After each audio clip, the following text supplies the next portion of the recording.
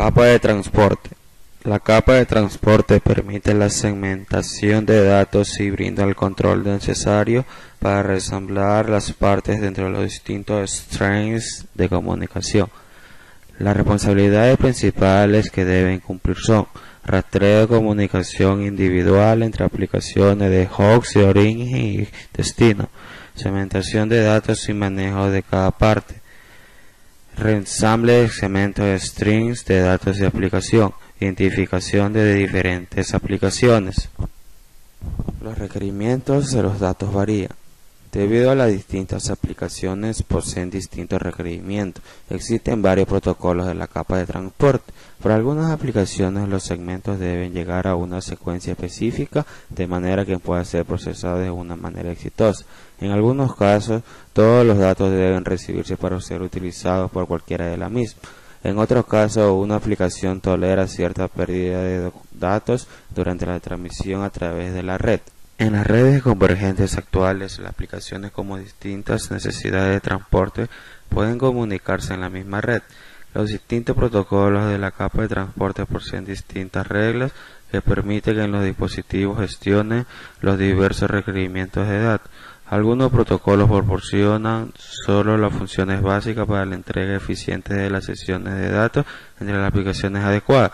Estos tipos de protocolos son útiles para aquellas aplicaciones cuyos datos son sensibles a la demora. Control de las conversiones. Las funciones principales especificadas por todos los protocolos de la capa de transporte incluyen segmentación y reensamble. La mayoría de las redes poseen una limitación en cuanto a la cantidad de datos que pueden incluirse en una única PDU, o sea, unidad de datos de protocolo. La capa de transporte divide los datos de aplicación en bloques de datos de tamaños adecuados. En el destino, la capa de transporte reensambla los datos antes de enviarlo a la aplicación o servicio del destino. Algunos de los protocolos de la capa de transporte proveen conversaciones orientadas a la conexión, entrega confiable y reconstrucción orientada de datos. Establecimiento de una sesión. La capa de transporte puede brindar esta orientación a la conexión creando una sesión entre las aplicaciones. Estas conexiones preparan la aplicación para que se comuniquen entre sí antes de que se transmitan los datos.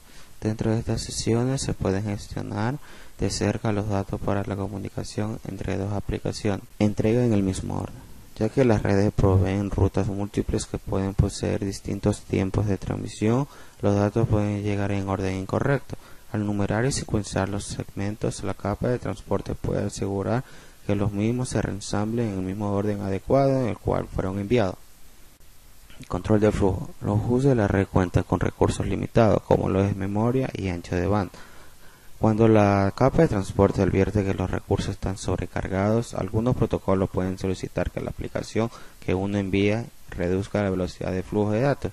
Esto se lleva a cabo en la capa de transporte, regulando la cantidad de datos que el origen transmite como grupo. El control de flujo puede prevenir la pérdida de segmentos en la red y evitar la necesidad de retransmisión. Así llegamos a la quinta capa, o capa de sesión. Los procesos de red generalmente necesitan menos de un segundo para ejecutarse, haciendo que resulte muy difícil verlo. Mediante analogías se puede entender mejor lo que ocurre durante estos procesos. La siguiente analogía ayuda a explicar la capa de sesión. Bueno, supongamos que acabamos de tener una conversación con un amigo. Ahora se está comunicando lo que se hace referencia aquí como una sesión con el mismo amigo. Para comentar su situación, está utilizando una opción de mensaje instantáneo. Tanto puede ser como el Messenger o el de un chat. Sin embargo, existen dos problemas que pueden interferir en su sesión. El primer problema es que su mensaje puede cruzarse durante la conversación. Es posible que los dos escriban mensajes exactamente al mismo tiempo, interrumpiéndose de esta manera mutuamente.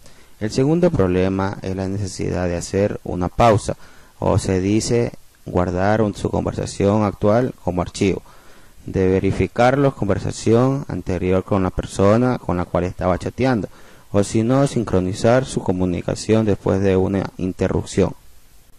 Protocolos. La capa 5 tiene una serie de protocolos importantes.